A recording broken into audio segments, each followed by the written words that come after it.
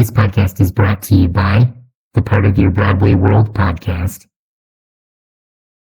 Welcome back to another episode of the AI Analysis Podcast. Great to be back. Here, our whole goal is really to cut through all the noise, find the most vital insights from the source material that you share with us. Exactly. Get right to the core of it. And today, we're looking at something pretty fascinating, actually. It's about how a really passionate fan community engages with and dissects classic media. Yeah, this should be good. It gives you a real shortcut to understanding not just the original content, but the specific way dedicated fans see it. So the source material for this analysis comes from excerpts of a YouTube podcast. It's called the Final Frontier Podcast.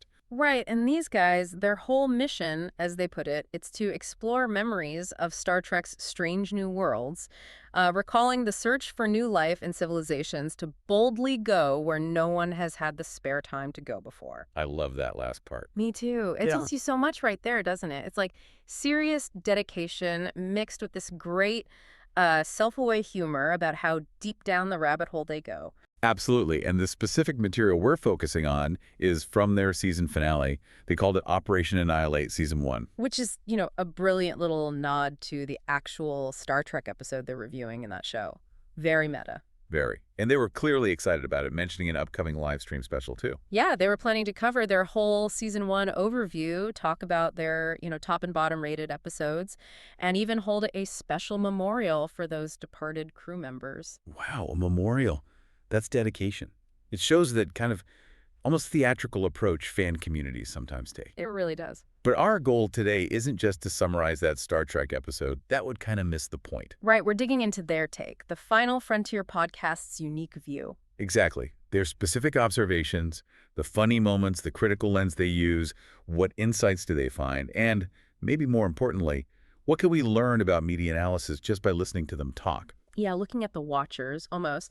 And one interesting thing right off the bat was how they talked about the official Paramount Plus synopsis for the Star Trek episode. Oh, yeah. My bad. They thought it was super bare bones, just Kirk and Enterprise fight parasitic aliens. Huh. Not much to go on. Exactly. Their first reaction was, well, this sounds relatively low stakes for a season finale. They were asking things like, what kind of parasitic aliens, will there be a big twist? So, standard fan speculation based on minimal info. Totally. But what's cool is they said they were actually happy to be proven wrong. The episode apparently had legit surprises. Ah, so it subverted their low expectations. Right. And that tells you something about how fan expectations, even from a tiny description, can really shape how you experience something. Sometimes for the better, if it surprises you. That makes sense. It paints a picture of them starting out a bit skeptical, then getting drawn in. Yeah, but it wasn't all pleasant surprises. They pretty quickly hit on some things they found bothersome. Plot logic stuff. Ugh. The classic fan focus. Logic police. You got it. First, this idea that the mass insanity the Enterprise was investigating had been happening for years. Okay. But it didn't seem like a major priority for Starfleet. Someone even mentions an outbreak 8 months ago. 8 months? That seems long. That's what they thought. They were like, really, 8 months? That's a long time to just let this simmer. You could really hear their frustration with the lack of urgency in the story. Yeah, I get that. It breaks the immersion a bit if the characters don't seem to react proportionally to the threat, Exactly. It's that disconnect. Fans invest in the world's rules and stuff like that feels inconsistent. So what was the second thing that bothered them? Maps. Star Trek's use of maps. Oh, interesting. What about the maps? Well, they complained about using a two-dimensional map for a three-dimensional space, and Spock saying the threat was moving in a straight line, which they found really imprecise. Yeah. Space is big. And 3D. A straight line seems unlikely to cover it. Right. They even connected it back to a similar issue they had with the map in Balance of Terror, questioning how space borders or a neutral zone even work in, endless 3D space. That's a fair point. How do you draw a line in space? It makes you think about how sci-fi visually simplifies really complex ideas, sometimes maybe too much. Totally. It's not just nitpicking. It's like they're asking the fictional universe to be consistent with his own rules. And speaking of specific observations, they had a funny one about the acting. Oh, yeah, the smell the fart acting? Yes, that one. Explain that. Okay, so they noticed William Shatner doing this in an opening close-up. It's apparently this comedic acting term. They reference Joey from Friends and his method acting technique. Right. The intense, slightly pained thinking face. Exactly. That moment an actor needs a beat, maybe to remember a line or just look profound. They get that look. I know the look. And what made it great was the posts admitted they've both done some small fart acting themselves. That's brilliant. It makes the analysis so much more relatable and fun. It does. It shows how these fan communities build their own language, their own inside jokes around the media they love. It's part of the culture. It really takes the edge off, like, potentially dry critique. So, moving into the actual episode events, what do they say about the early plot points? Well, they discuss that scene where a ship flies into the sun, pilot yelling about being set free. Okay. And here's a fun fact. They dropped the voice actor for that Denovan pilot, Leonard Nimoy. No way. Spock himself. Apparently, they were genuinely surprised, said they couldn't recognize his distinct voice at all, praised his range, noting it was all him, no post-production vocal fuckery. Wow. That is a fun fact. Shows his talent. Definitely. Even dedicated fans can miss those things. So what about Kirk's portrayal early on? Ah, yes. They found him. Interesting in this one. Described him as being a giant space duck. A giant space duck. Yeah, and then kind of generalized it, saying he was kind of being a big space duck to everyone in this episode. Okay, what does space duck imply here? Yeah, Just being balance. difficult. Ornery. Sort of seemed like that, yeah. They felt it was very old Kirk, acting like a real dictator, or even like a Denzian. A Denzian. Yeah, From that other episode. The zealous group. that's the one. So, suggesting Kirk was maybe more brusque, less patient, or empathetic than usual, which, longtime fans are going to notice shifts like that. For sure. Consistency is key for character. And their attention to detail didn't stop there. They even picked up on a line about Kirk's private transmitter. Like a secret phone line. Sort of. They were wondering, is it really a private captain's line? Or is Kirk just patching into his brother Sam's frequency? It shows they're thinking about the tech, the internal logic, not just the dialogue. That's deep engagement. Questioning the infrastructure of the fictional world. Exactly. Okay, so this brings us to a major part of the episode and the Final Frontier podcast reaction. Kirk's family drama. This seems like a big focus for them. Oh, absolutely. They really dug into this. One of the first big things was just the reveal that Kirk has a brother, Sam. Right. They were surprised by this, even though he was mentioned before. Yeah, mentioned in the androids episode, but actually seeing him was unexpected for them. They didn't anticipate him showing up on screen like that. And this led to another fun fact, didn't it? It did, and this one really got them. Sam Kirk, played by William Shatner. Shatner played his own brother. Yep. In some light makeup and a mustache. Their reaction was apparently priceless. No way. Didn't look like William Shatner. They were genuinely fooled and praised the disguise. That's pretty funny. A good bit of trivia. And it made them remember this gag from Deep Space Nine, Oh, yeah? where Miles O'Brien insists some guy who looks nothing like Kirk is Captain Kirk. Turns out that actor was Shatner's stunt double. Huh. That's brilliant meta humor. They found it much funnier knowing the context now. It's a great example of how fans connect dots across the whole franchise, finding these layers of humor. Those inside jokes really build community. So before getting into the sad parts about the family, they gave a warning. They did. They kind of flagged that they had a series of insensitive notes about his family coming up because of, well, what happens to them. Setting the tone. A bit dark, but humorous. Exactly. Letting you know they're going to be blunt, maybe even a bit irreverent. It manages expectations, Smart podcasting. Huh? But then they shifted to a more serious critique about the landing party. Right. They questioned the logic of sending a security detail and a yeoman down to a dangerous planet that was already on alert status. The yeoman specifically seemed odd to them. Yeah, her tasks getting coffee for Kirk, taking notes, seemed really out of place given the danger level. It felt contrived to them. Like, why risk another person for coffee? Basically, they started brainstorming more logical approaches. Why not use space probes first? Or just send down a red shirt guy? The classic expendable red shirt. Or couldn't they just scrap a tricorder somewhere and leave it recording? It shows them actively problem-solving the scenario, thinking, how would we do this more safely and efficiently? That's peak fan engagement, isn't it? Trying to optimize the fiction. Totally. And they even grounded the setting, noting the Denovan City looked like an American university in Southern California. Making it relatable. Or like Simon Fraser University, they added. Yeah. But underlying all this was their feeling that meeting Kirk's brother, Sam, Feels like this should be like a bigger deal. They wanted more dramatic weight. Yeah, more emotional payoff. They felt major character connections like this should land harder in the overall story. Understandable. So then the attack happens. Men with clubs. Right, and they focused on McCoy's line. They tried to brain us. Brain us. Yeah, they found it funny. Was it modern? Was it dated? They weren't sure. They kind of excused it, suggesting Kirk and maybe McCoy were emotionally compromised, hence the slightly weird language. Giving the characters the benefit of the doubt while still noting the odd phrasing. Exactly. But then came the discovery of Sam Kirk's body, and the sister-in-law, Aurelian, acting irrationally. This really surprised them, Sam's death. Yeah, they're like, oh, snap, he's dead. Wasn't expecting that. And their commentary on Kirk's reaction was pointed. How so? They described him taking the news incredibly well, but also awfully light. Almost like he was thinking, well, no, I'm not going to get my $20 back from Sam. Ouch. That's sharp. Yeah.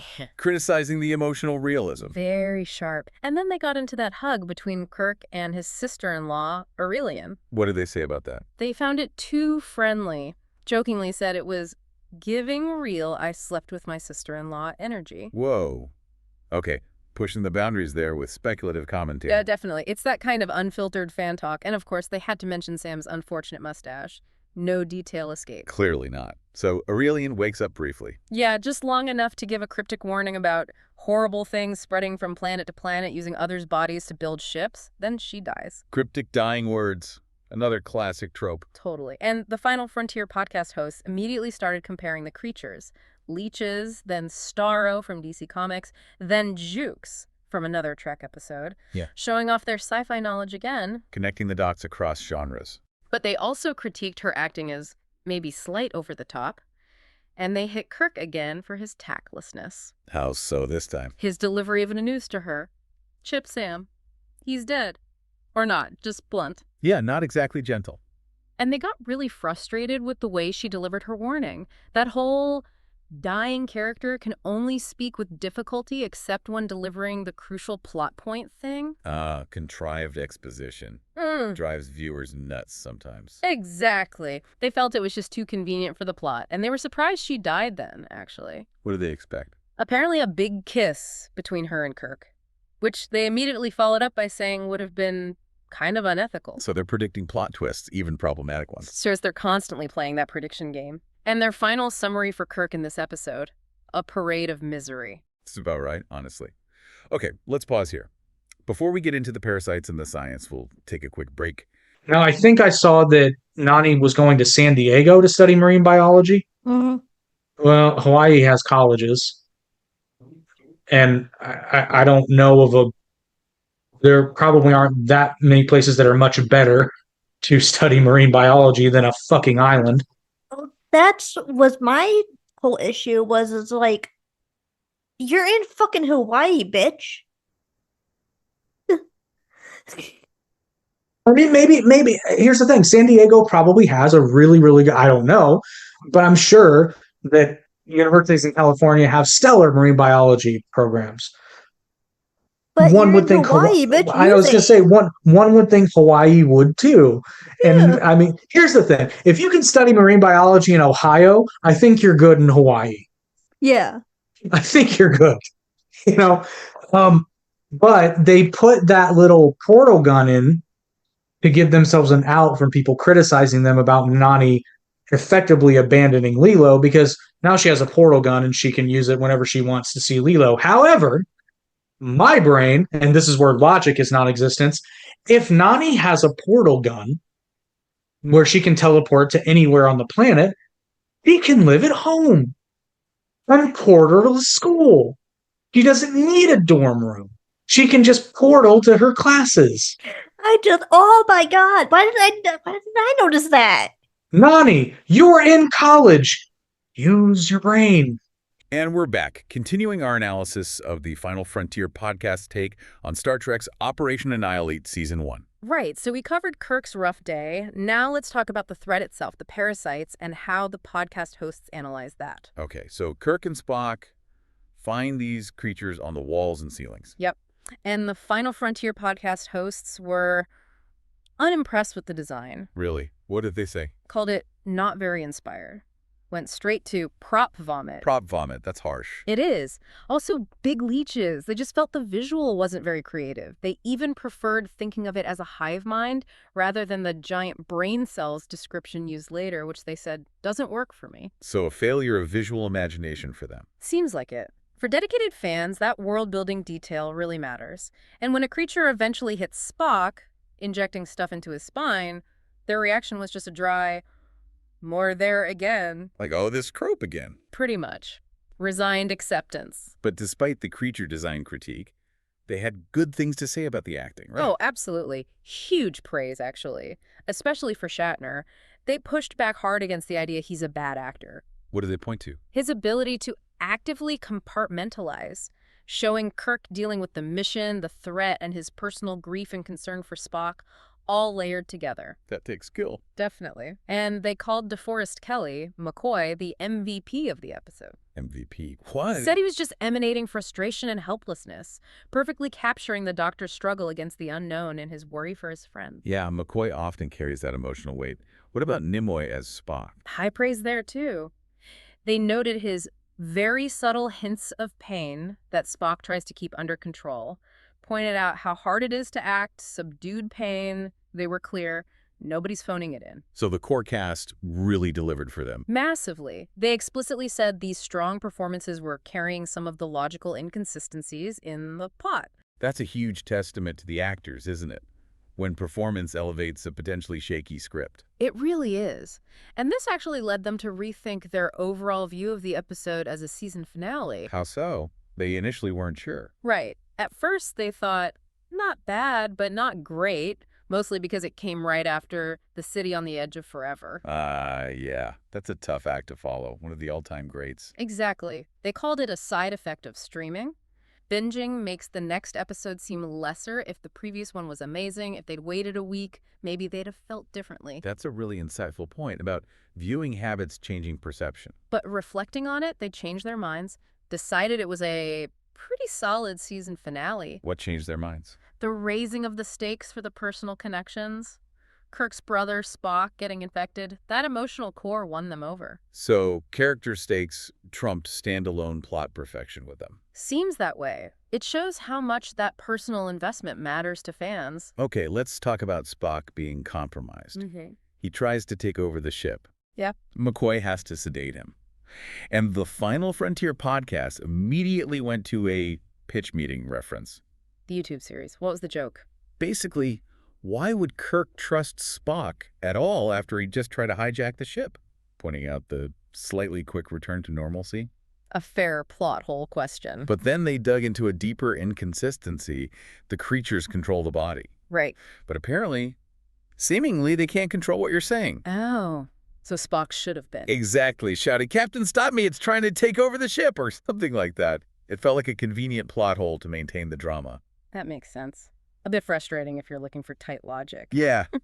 Though they did give props to Scotty for having a really good BS detector and sensing Spock wasn't right. Good old Scotty. Intuitive engineer. And they enjoyed Spock's logical argument for why he should go get a specimen from the planet. What was his logic? Basically, since he's already infected, he's at the least risk of being Wemeti, further their fun slang for being affected. Ah, Wamedi. I like it. Pure logic. Totally logical for Spock. But Scotty's response is just classic. Captain says no.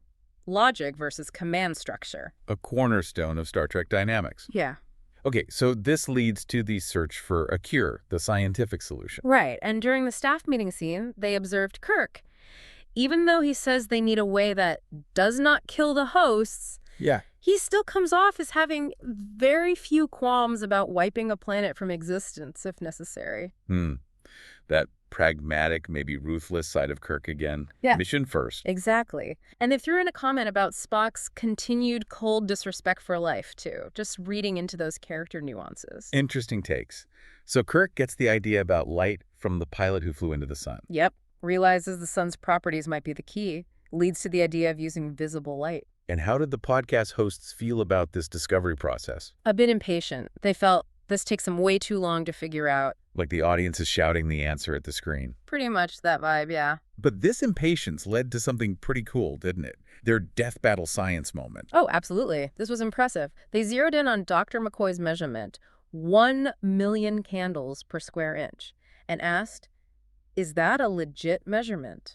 They actually checked the science. They went full nerd out, looked it up, explained one candle is about 12.57 lumens, a 60W bulb is 800 lumens, 10,000 lumens can cause permanent blindness. Okay, setting the baseline. Then they did the math for McCoy's light, 12,570,000 lumens. 12.5 million lumens. Wow. Right, they're like, would that just fry your eyeballs instantly? Discuss variables, tolerance. That's amazing dedication. Fact-checking Star Trek physics. It really shows deep immersion. They even compared it to the sun's output, 36 octillion lumens total. Average on Earth is 127,000 per square meter. It's not just about catching errors, it's about understanding the fictional world's rules. Truly impressive fan analysis. So the light test works on a specimen, and Spock volunteers. Yeah. Volunteers to take the full blast without eye protection. It works, cures him, but leaves him temporarily blind. And the Final Frontier podcast had a comment on his acting here. A funny one. They observed Spock doesn't realize he's blind until he hits the table. Just appreciating that physical comedy beat. Nice catch. Any other details they noticed? Yeah, proper use. The chair Spock sits in for the light treatment. Same neural neutralizer chair from the Dagger of the Mind episode. Wow, deep cut. Only real fans would spot that. Exactly. And this whole risky procedure prompted their joke. There's no Hippocratic oath in space. Huh. Picture McCoy's face. Right. And Kirk standing by, ready to flip the switch. Dark humor again. So then they figure out it's specifically UV light needed. Correct. And the Final Frontier podcast didn't just leave it there. They gave a mini lecture on UV light. Oh, yeah. Yeah, explaining it still blinds you, penetrates skin for tanning, and importantly, it does kill a surprising number of microbes used in sterilization. Bringing in real-world science. Totally. They even connected it to COVID-19 sterilization methods and President Trump's controversial comment about light, just linking sci-fi to real events and science. That really broadens the context, Yeah. makes the analysis richer. It does, and they discuss Spock calling his blindness and pain an equitable transaction. How do they feel about that? Pure Vulcan logic. They questioned it a bit, said, well, it depends on how intense the pain is. Used the analogy of a 10 out of 10 migraine. Would that feel equitable? Calling it a Sophie's choice. Bringing the human perspective back into Spock's logic. Exactly. Challenging the purely logical view. But again, they praise the acting through all this McCoy's guilt, Kirk's contained anger, saying the performances really carried any logical bumps. It keeps coming back to the strength of the actors for them. Consistently, yeah. Okay, so we've had the problem, the investigation, the slightly rushed science. Yeah. How did the Final Frontier podcast feel about the final resolution? Enterprise floods the colony with UV, kills the creatures. Simple enough. Simple enough until Spock reveals why he's not permanently blind. His Vulcan inner eyelids. Ah, yes. The convenient anatomical feature. What was their verdict? Cope out. Straight up. Expected, maybe. Probably. They acknowledged inner eyelids are real cats, lizards, sharks have them. Props for the research again. Right. But story-wise, they felt it was lazy. Like, the writers wrote themselves into a corner late at night, 3 a.m., incredibly exhausted, and just grabbed that solution. The deus ex machina of Vulcan anatomy. Pretty much. They joked about the crew's reaction being like, Spock's like, I have different anatomy, and they all went, fair enough, moving on, just accepting it way too easily. It does feel a bit convenient. It undermines the sacrifice. That's exactly the critique. Fans notice those narrative shortcuts. So the main threat is gone, but the ending still felt off to them. Yeah, they described it as weirdly chipper, especially since Kirk's brother and sister-in-law just died. Good point. Where's the mourning? Exactly. And this led them to talk about a scene that was ultimately cut from the episode. Oh, what was the cutscene? Apparently, Kirk tells Peter, the orphan nephew, that he'll live on Denova with Sam's old lab partner. So Kirk just leaves his nephew there. That was the Final Frontier podcast's reaction. They felt Kirk just leaves him, found it cold even for Kirk. Wow. That does sound cold. They thought keeping the nephew on the Enterprise would have made for Season 2 very interesting storytelling. giving Kirk that ongoing family tie. A missed opportunity for character development, maybe. That's how they saw it. And it sparked a brief chat about how Star Trek fans feel about kid characters generally. Ah, the Wesley Crusher versus Jake Sisko debate. Exactly. The often mixed feelings fans have. It shows how fans think about the potential of stories, not just what's on screen. Constantly engaging with the what-ifs. So, wrapping up their thoughts on the Star Trek episode itself. Their final assessment was pretty concise. Solid performances all around, even if the logic did get a bit wonky. A fair summary of their points, really. Acknowledging the good and the wonky. Right. And then they smoothly transitioned into wrapping up their own show's season. How did they do that? With humor, naturally. Joked about needing their show renewed for season 2, calling themselves dance monkeys for their network boss. Haha. Self-deprecating humor about the reality of making content. Totally. And they hyped the next episode, the season 1 wrap-up, promising discussion of favorite bits, favorite episodes, and inviting listeners to join a live chat.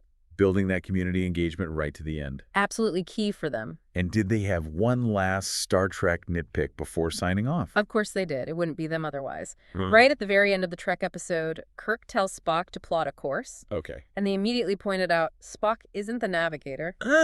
That's Scylla's job. Exactly. Sure. A tiny detail, but it shows their deep knowledge and how even small continuity errors jump out at dedicated fans. Love it. That's true fandom. And they finished by teasing Marvel-style credits for their own show's return and mentioning a post-credit scene where they talked about the anime Beasters. Keeping it fun and personal right to the very end. Yep, acknowledging it was complicated to recommend, but sharing their interests. It builds that connection. So, listening back to all this analysis of their analysis, what does it really tell us about how we engage with stories? Well, I think it shows that for really engaged fans, it goes so far beyond just watching the plot unfold. You see them dissecting logic, celebrating tiny acting choices, even doing real-world science checks. It's incredibly active, not passive viewing. Totally. And it applies to more than just Star Trek, right? It's this human thing. We want to connect deeply with stories, understand them, critique them, find the humor, find the meaning. It really is a testament to the joy of discovery, finding all those layers when you approach something with curiosity and maybe a bit of humor, like the Final Frontier podcast does. Couldn't agree more. It makes you think, doesn't it? Next time you revisit a favorite movie or show, what might you find if you look at it through a slightly different lens, do your own kind of analysis? A great thought to end on.